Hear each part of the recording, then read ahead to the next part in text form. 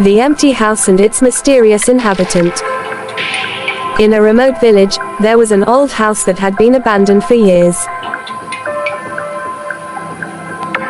The villagers called it the empty house. It stood amidst a wild, overgrown garden, with peeling paint and broken windows.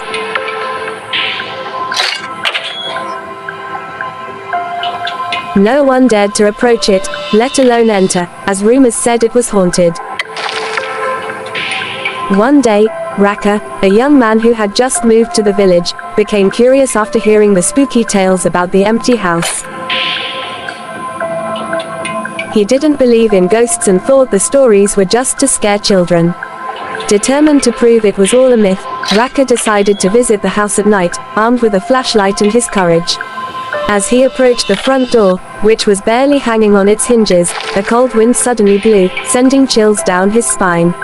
Still, Raka stepped inside. The house was filled with dust and cobwebs, and the floor creaked with every step he took.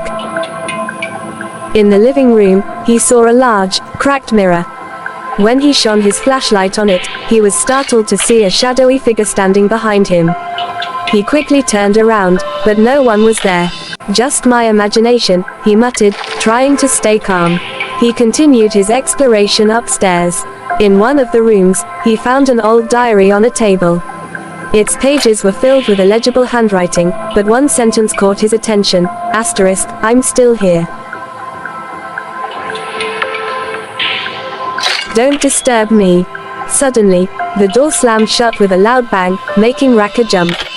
His flashlight began flickering, and he heard footsteps coming from the staircase. His heart pounded in his chest. He tried to open the door, but it was locked from the outside.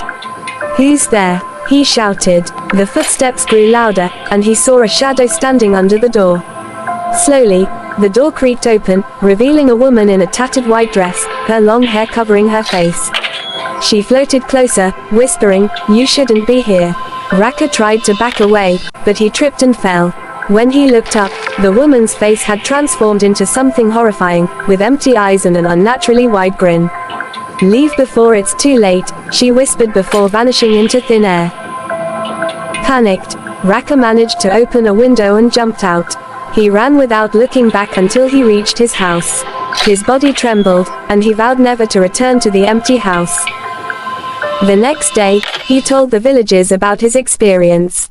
They shook their heads and said, "We warned you. That house is indeed haunted by the spirit of a woman who once lived there. She doesn't like being disturbed." From that day on, Raka never doubted ghost stories again. The empty house remained standing in its eerie silence, guarding the mystery that only the brave, or the foolish, dared to uncover. And the woman, she waits for the next visitor.